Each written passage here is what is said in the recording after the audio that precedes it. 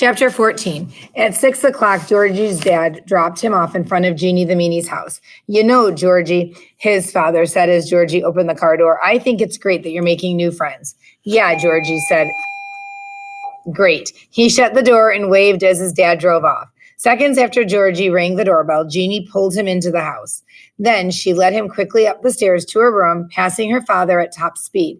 That's my dad. That's my brother. That's my brother, she told Georgie as they scurried past. This is Georgie. The Meanie family hardly even looked up. She pushed him into her room and closed the door, then plopped herself down on her bed. Georgie looked around for a place to sit, but the desk chair was heaped with clothes, and the only other spot was next to Jeannie on the bed. So Georgie sat down on the floor. He unzipped his backpack and pulled out his books. Let's just get this done fast, all right? He said. Fine, Jeannie replied. She got out her own books and flipped through them. What are we looking for? Georgie closed his eyes for a second, like his dad did when he was trying to stay calm. He didn't want to get into a fight with Jeannie the Meanie in her own home. He just wanted to finish the report and leave as quickly as possible. The Gettysburg Address, he said through clenched teeth. Oh, yeah. They had been quiet for about 2 minutes when Jeannie said, Are you going to sign up for one of the presidents in the play? Georgie tried to ignore her and keep reading, but she threw a stuffed chicken at him, and he looked up. Jeannie smiled and acted like they were already in the middle of a conversation. So are you? Georgie kicked the chicken across the floor. No, he said, and he kept reading. Well, I am. Georgie ignored her. This time she threw a stuffed armadillo. I'm going to be in the play, she told him when he looked up. Georgie took a long, deep breath. Obviously, there was no way to ignore Jeannie the Meanie when she wanted to talk about something. Well, who are you going to sign up for? He asked her, even though he didn't care. She shrugged like she really wasn't interested in talking. Herbert Hoover, she said. What? He put his book down. How come Herbert Hoover? Anybody with half a brain would pick George Washington. Because he was really cool, Georgie said. She sounded excited now. I looked stuff up about him in the library. He has a millionaire for one thing. He was a millionaire for one thing. Plus his parents died when he was just a kid. And he lived with his uncle. And he helped build the Hoover Dam. She raised her eyebrows at Georgie when she said that, like Georgie would jump up and squeal, ooh, really, the Hoover Dam? But he didn't. And, she continued, he was president during the Great Depression. That's a lot of drama. It's the perfect acting role. Oh, okay, Georgie said, and turned back to his book.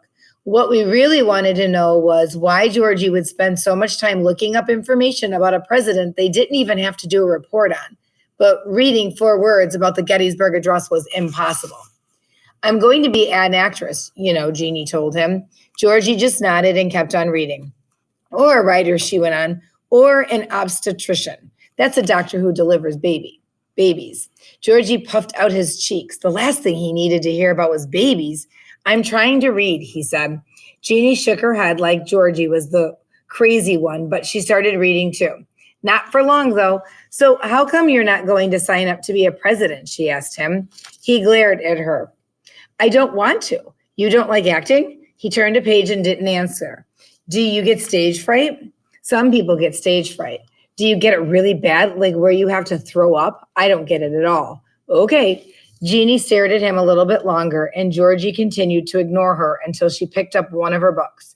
Hey, here's something, she said. Did you know that Lincoln was the tallest president there ever was? He was 6'4". Georgie was losing his patience. Jeannie, we have to write about the Gettysburg Address, not how tall the president was. Oh, she nodded like that had just occurred to her. She was silent for a few moments until, hey, did you know the Gettysburg Address wasn't an address at all? It was a speech. Georgie couldn't take it anymore. Yeah, I knew that, he said. I knew that 6 weeks ago. It's a big speech, and we're supposed to write about it. Oh, she said, shrugging. Well, I thought it was an address. She plucked a pen off of her bed and began to write in the book. What are you doing? Georgie asked her. You can't do that. It's a library book. Well, it's confusing, Jeannie said, and I'm fixing it so the next person who reads it will know what it means. Georgie shook his head and went back to his book, but he hadn't been reading long before he was hit in the head by a stuffed otter. Hey, Georgie cried, rubbing his ear. Did you know that my mom sang backup for Mary Ann Labaz for a whole year, Jeannie asked. She even went on tour. Georgie had no idea who Mary Ann Labaz was, and he didn't care.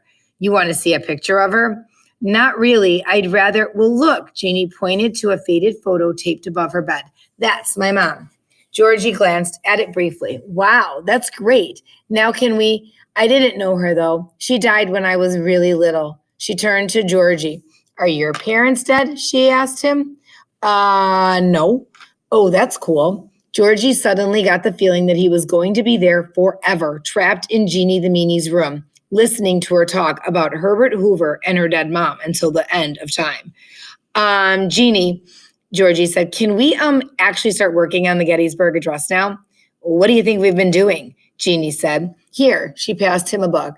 I think this is some pretty good stuff. Georgie looked at the page. It did look helpful. It was Abraham Lincoln's entire speech written out word for word. Georgie began to read. After a minute or two, he looked up. Well, what's consecrate mean? He asked. Jeannie shrugged. She was staring at a picture on her wall again. I don't know, she said. Well, do you think we could look it up or something? It's important. She pointed to a shelf on the wall above her dresser. There's a dictionary up there. Georgie looked up at the shelf. Can you get it? She asked Jeannie. She blinked at him. Why? She said. You're the one who wants to know so bad. Yeah, but Georgie hated to say it. It's really high up. So use the chair, Jeannie said. Georgie closed his book with a thud and stood up. He pushed all the clothes off the desk chair onto the floor and then dragged the chair over to the dresser. He climbed on top and stretched until he finally reached the dictionary. After he'd looked up consecrate, the speech made a little bit more sense. Now they just had to write about it. But that was pretty hard when Jeannie would not stop talking. You know, my brother Victor, you saw him downstairs. He was the one with the bad hairdo, not the one with the really bad hairdo. That was Mike. Well, he has this hamster, Jeannie, can we just write this, please? Yeah, she said, geez. But 2 minutes later, she was talking again. You know, I really think that you should sign up for the play. And you know who I think you should be? George Washington. Georgie blinked. What did you say? Nothing. She smiled and returned to her piece of paper. She couldn't know, Georgie decided. There was no way. She was probably just making stuff up. He'd have to ignore her. But he couldn't. Why did you say that? He asked. That thing about George Washington? Jeannie tapped her pet paper with a pencil.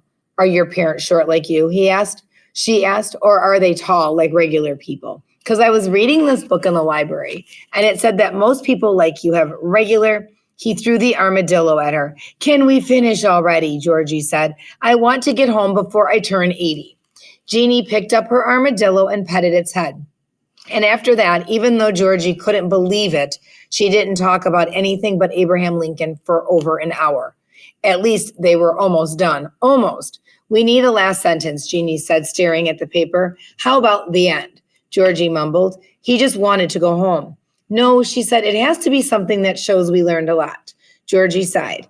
How about, and that is why Abraham Lincoln was the best president the United States has ever had. Georgie didn't think that was true at all because obviously Georgie Washington was a way better president. Washington was a founding father, for crying out loud. But the sentence definitely made their report sound like it was over. And if it was over, Georgie could go home. Perfect, Jeannie said, and she wrote it down. Georgie called his dad to pick him up, and even though he told Jeannie she really didn't have to, she waited with him by the front door. She kept staring at him, her head tilted to one side. So, she said after a good 5 minutes of staring, are you going to sign up to be George Washington, or are you too scared? Georgie played with the zipper on his jacket. I don't know why you keep talking about George Washington, he said, trying to sound convincing. Her smile was huge now. I told you I'd figure it out, she said. How did you? But Georgie didn't get to finish his question. All of a sudden, he heard a voice from the other room of the hallway. Hey, rat eater, someone hollered. Georgie swiveled around and saw one of Jeannie's older brothers leaning against the wall with his arms crossed. Who's your boyfriend? He asked Jeannie. Shove it, fart face, Jeannie shouted back. Nice comeback, broccoli for brains. Go away, Mike. Mike grinned. Why? You want some alone time with your boyfriend? You gonna kiss him? Hey, Victor, Mike called into the living room. Come here. Puke breath's gonna kiss her boyfriend. Shut up, loser, Jeannie screeched back. Victor came into the hall. Victor came into the hallway then. What's all the noise for, pusshead? He asked Jeannie. You and your boyfriend break up? Georgie could feel his face getting hot. Why did he have to be stuck here in this horrible house? I'm not her boyfriend, he shouted. Victor and Mike were as calm as ever. Well, that's not too surprising, Mike said with a shrug. Who would want to go out with someone like Skunk Feet? He turned to Victor. Who would even be friends with Skunk Feet? Jeannie put her hands on her hips. Shut up, Mike. Oh, that's right, Mike went on. I forgot. You don't have any friends, do you, Elephant Nose? I do have friends, Jeannie bellowed. Oh, yeah, Victor jumped in. Name one. Jeannie just stood there and Mike grinned. I bet this kid's not even your friend, Mike pointed to Georgie. Are you? Georgie looked at Jeannie. Her mouth was creased in an angry frown, and she was staring at him, waiting for his response. Jeannie turned to Mike and Victor. They were waiting too. He just wouldn't say anything, he decided. That was the safest bet. Thought so, Mike said with a laugh. He and Victor went back to the living room. Out the window, Georgie saw his dad's car turn the corner. He pushed open the door and raced outside, but Jeannie followed him. She grabbed hold of his arm and held in on hard. You know what? She told him. She was mad, fuming. I used to feel sorry for you, but it turns out you're just mean. And she let him go with a shove. But before Georgie could got to his dad's car, Jeannie shouted at him again. Hey, she bellowed. Hey, George Washington. He turned. The reason I know about your stupid president middle name, she hollered, is that it's in the roll book, you slug face. And she slammed her front door.